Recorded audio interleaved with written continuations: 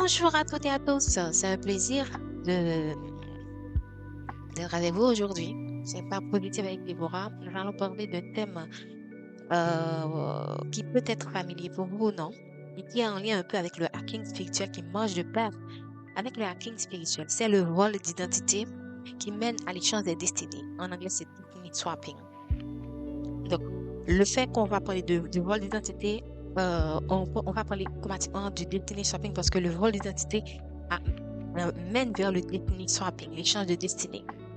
Oui, il est possible que si vous êtes né pour réaliser certaines choses, que vous ne parvenez pas à la réaliser ou à réaliser vos projets, les projets que Dieu a mis sur votre route, parce que quelqu'un d'autre est passé subtilement prendre ce qui est à vous, spirituellement.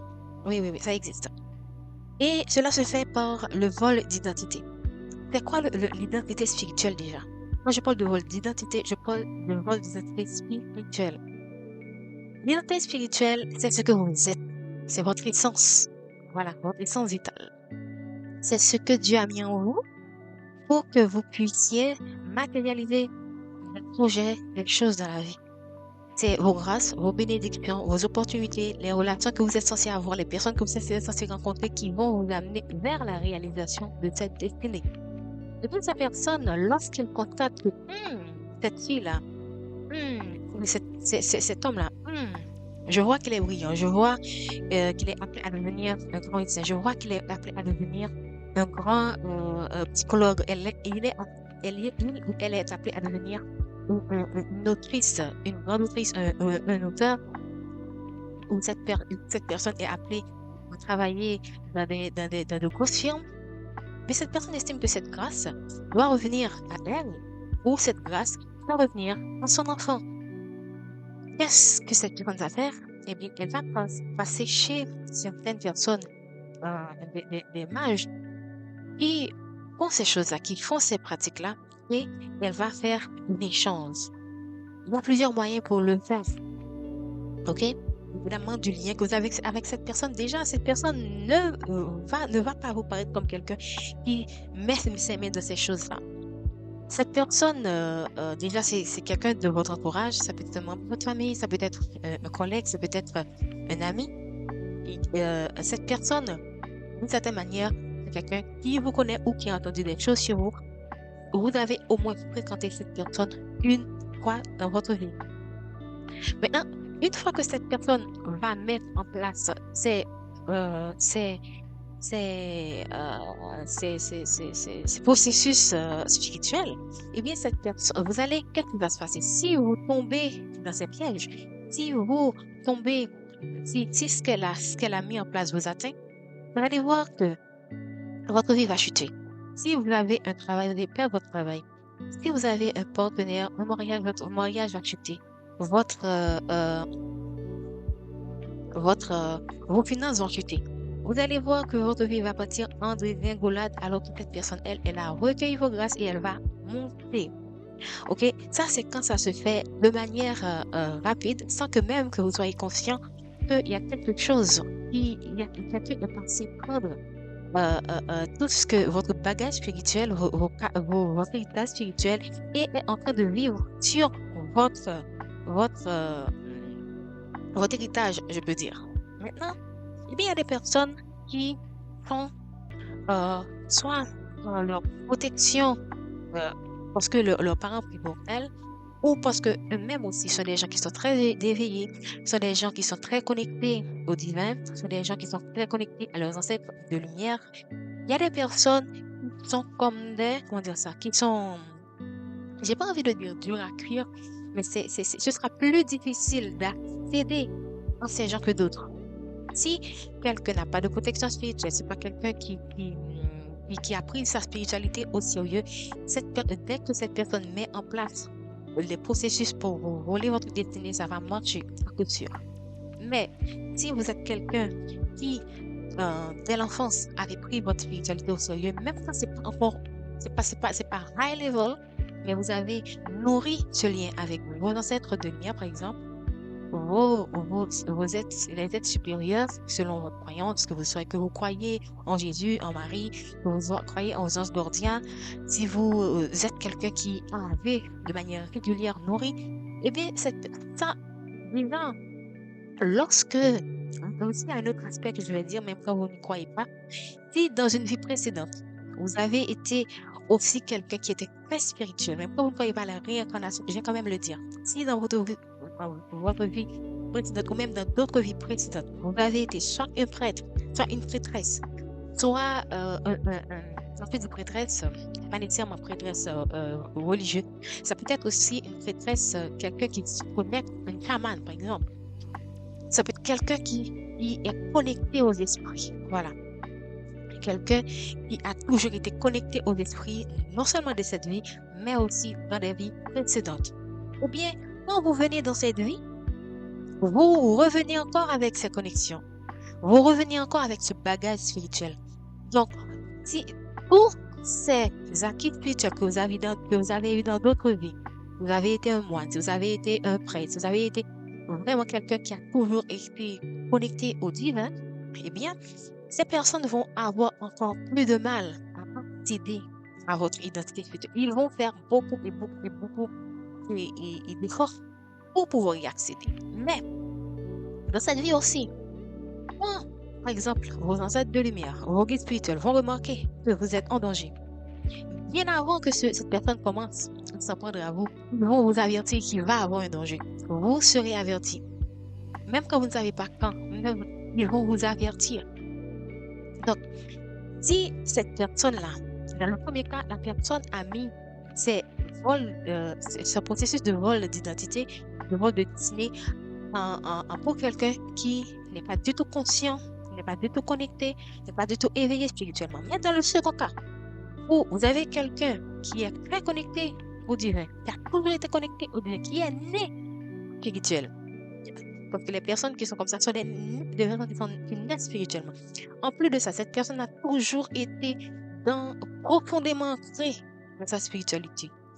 Ce sera difficile pour ces gens. Mais si vous ne nourrissez pas continuellement ce lien, cette personne va accéder à votre destinée et, comme le premier cas, vous allez être convaincu. Maintenant, lorsque vous êtes quelqu'un qui est très connecté spirituellement, et que vous avez déjà commencé à travailler sur vous-même, quand vous n'étiez pas conscient déjà comment fonctionnent les chakras, quel chakra c'est quoi, que fait le chakra du troisième œil, que fait le chakra coronal, que fait le chakra du cœur, que fait le chakra sacré, que fait le chakra racine, etc., etc.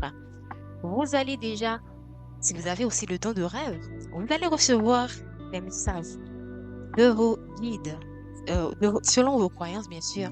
Il y a des personnes qui disent que c'est l'Esprit Saint, il y a des personnes qui disent que c'est pas ça le plus important.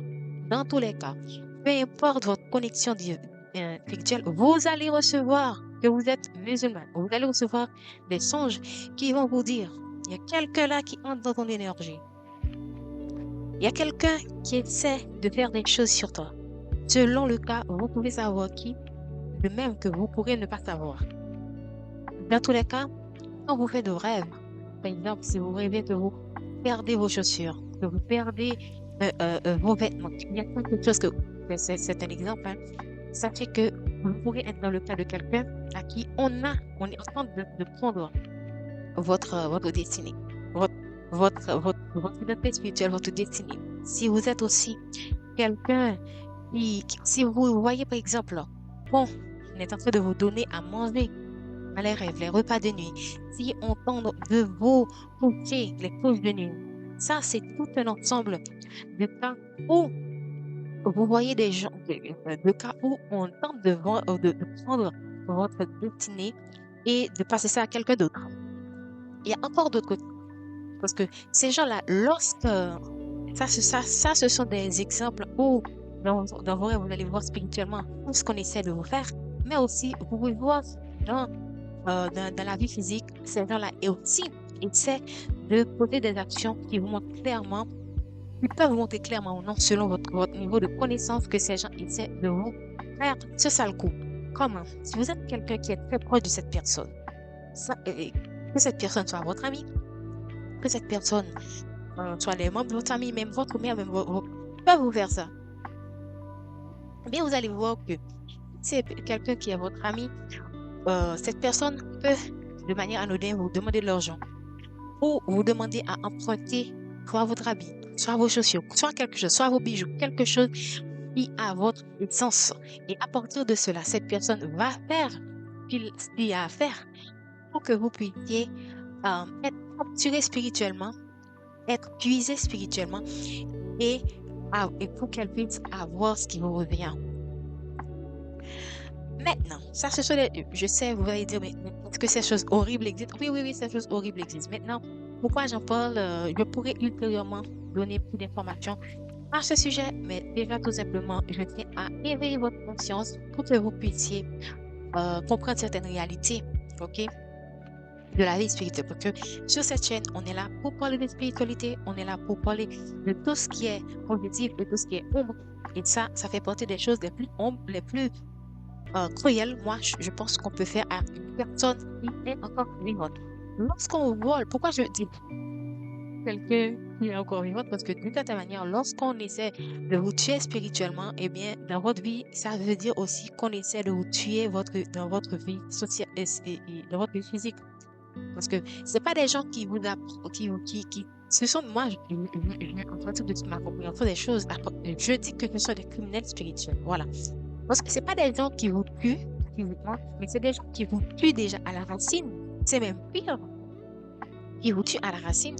Et votre vie sociale se retrouve, votre vie sociale, votre vie financière, toutes les aspects de votre vie sont éteints.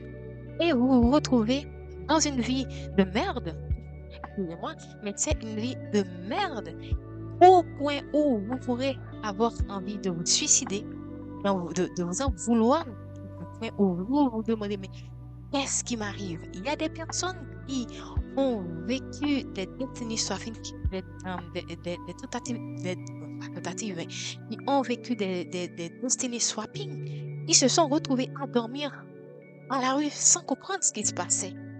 Il y a des personnes qui vivent cela sans être conscients qui leur sont arrivés. Et ces personnes, je ne sais pas, parce que Dieu avait des plans pour eux, ces personnes se sont retrouvées et ont compris, voici, il leur a fait croire. Ils ont compris cela et ils ont pris les mesures nécessaires. Mais si vous ne comprenez pas, si vous dormez, vous allez passer complètement à côté et quelqu'un d'autre va,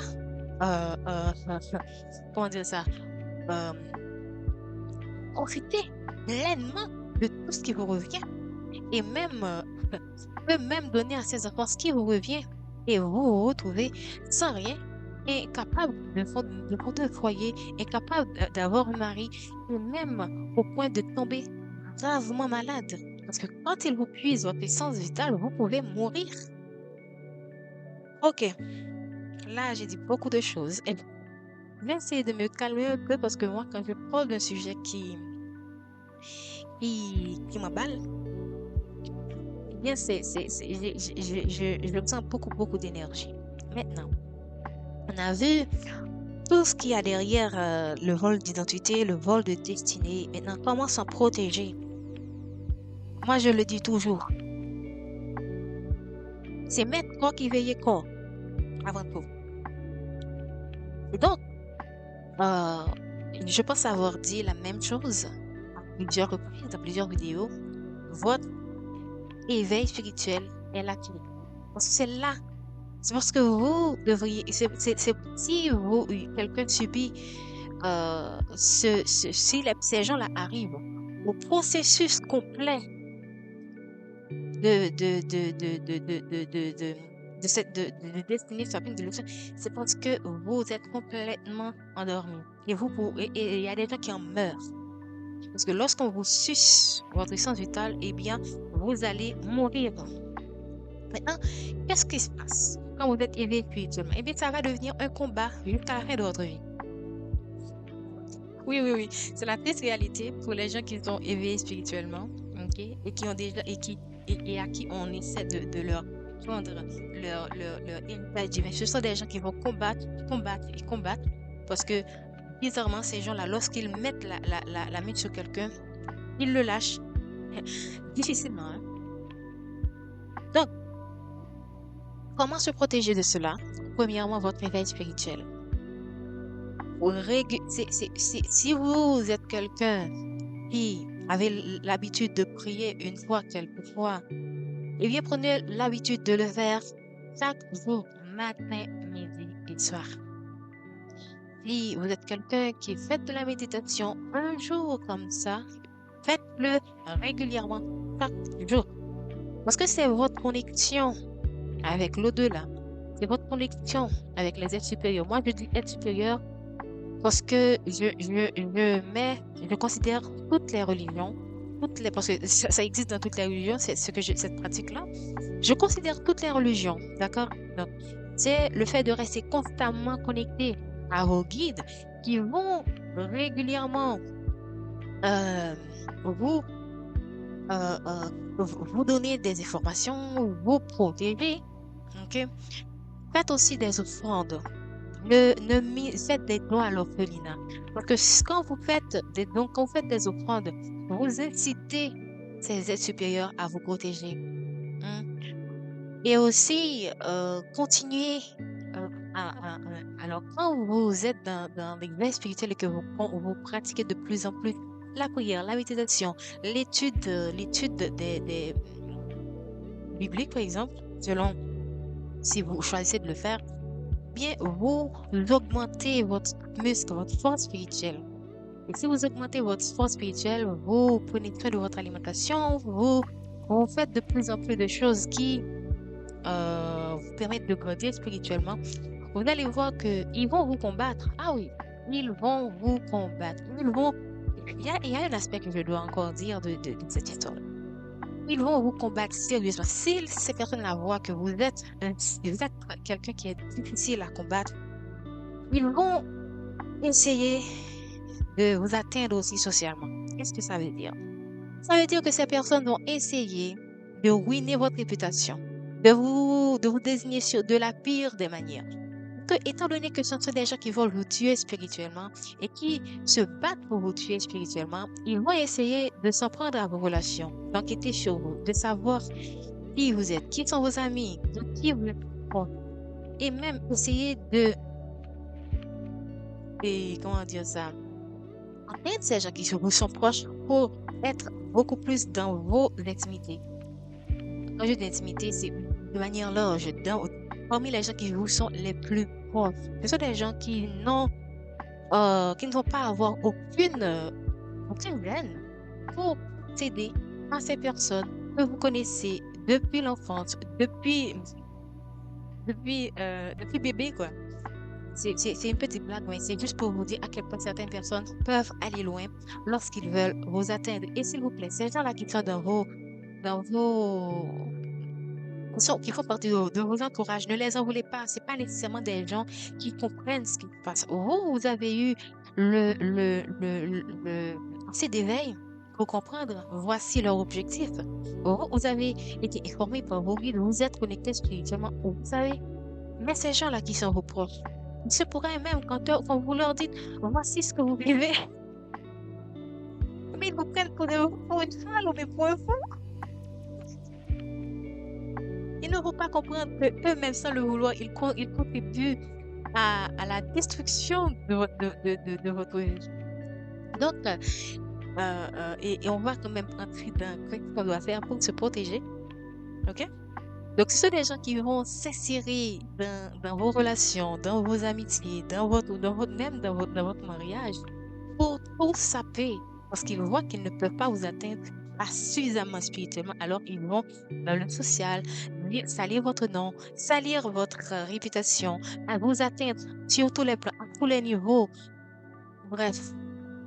Donc, vous imaginez le chaos que ces personnes tentent de créer dans votre vie. Et comme je le dis, les personnes qui vous sont proches ne comprennent pas. Ils ne vont pas comprendre. Et pas leur en vouloir. Ne dites pas que dans un premier temps, vous pourrez avoir l'impression que waouh, je suis trahi. Mais ils vous trahissent sans même savoir qu'ils vous trahissent. Hein.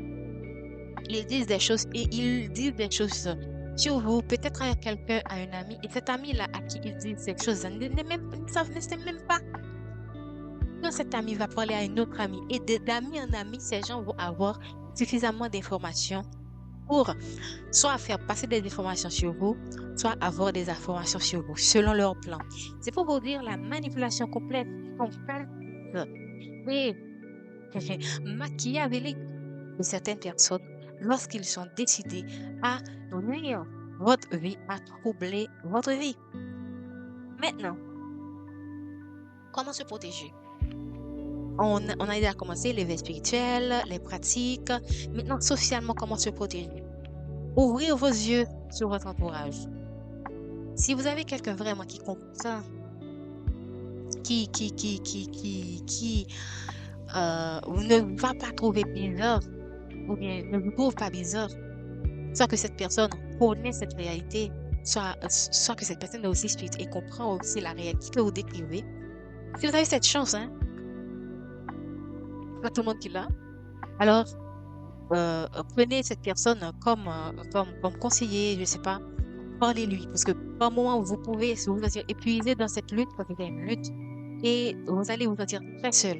Oh, j'avais envie de dire quelque chose aussi. Ces gens-là, lorsqu'ils vous mettent des personnes sur le dos, comme je dis vous mettre, quand ils essaient de s'insérer dans votre vie, ce sont des gens qui n'auront même pas peur de vous surveiller, d'envoyer quelqu'un pour vous espionner. C'est grave ce que je dis. C'est extrêmement grave.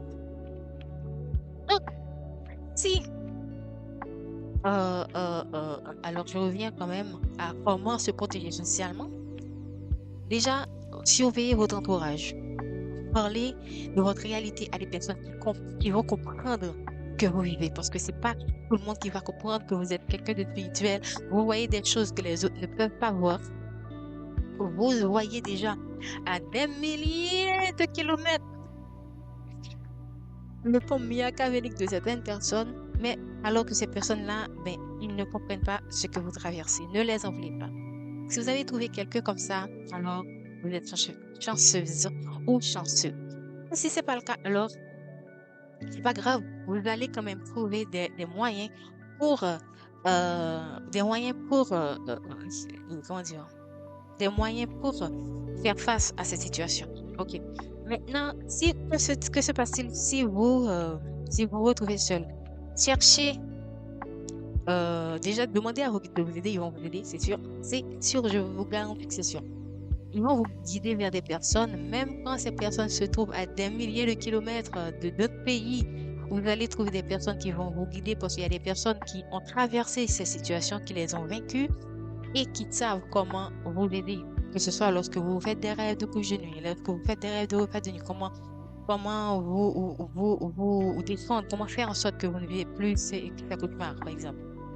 Que ce soit pour vous protéger et votre maison, protéger vous protéger, bref, de manière générale. Vous allez trouver des personnes, ouvrez-vous au monde, voilà. Ne restez pas refermé, subir quelque chose qui est épouvantable, que personne de votre entourage ne comprend, alors que vous êtes le seul à comprendre et à souffrir énormément de cela.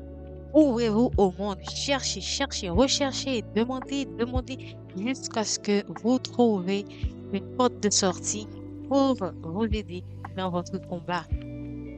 Est-ce que j'ai encore des choses à ajouter? Je pense que je vais m'en arrêter là. Je pense avoir beaucoup parlé de votre identité euh, qui mène à l'échange des destinées. Je ne vais jamais cesser de rappeler à quel point il est important d'éveiller sa conscience, d'être spirituellement connecté en ses guides. J'espère que ce que je vous apprends excusez-moi, va beaucoup vous aider dans si vous êtes intéressé vraiment à la spiritualité. Et je vous dis à bientôt pour un autre épisode. Alors, certes, je reviens un petit peu avant de conclure définitivement. Un autre fait aussi que je voulais ajouter, c'est de couper le pont avec ces gens. Quand vous savez que vous êtes déjà, si vous avez identifié ces personnes, si on peut vous montrer qui vous fait croire, coupez le lien définitivement, sans regret, sans état d'âme, sans regarder derrière. sans aucun remords, couper les liens avec ces ou cette personne. Que ce soit spirituellement, que ce soit physiquement, que ce soit énergétiquement, couper ces liens. Parce que là aussi, quelque chose que j'avais aussi oublié de vous dire, c'est que cette personne ou ces personnes, ils peuvent accéder à vous parce qu'ils ont créé un lien. Soit que vous, si c'est un ami, vous avez appelé cette amie sœur, tu es mon frère, tu es ma tante, tu es ma maman, alors que cette personne n'a aucun lien de sang avec vous. Ou bien il y a quelque chose, il y a un lien qui a été créé avec cette personne. Et si vous avez pu identifier ce lien, alors coupez-le. Demandez faites-le vous-même, mais vous pouvez demander aussi à vos anges, à vos guides de vous aider à couper ces liens. Donc, je pense que c'est tout ce que j'avais à ajouter. Je vous remercie. J'espère que cet épisode vous a enrichi. Je vous dis à bientôt pour de bon cette fois.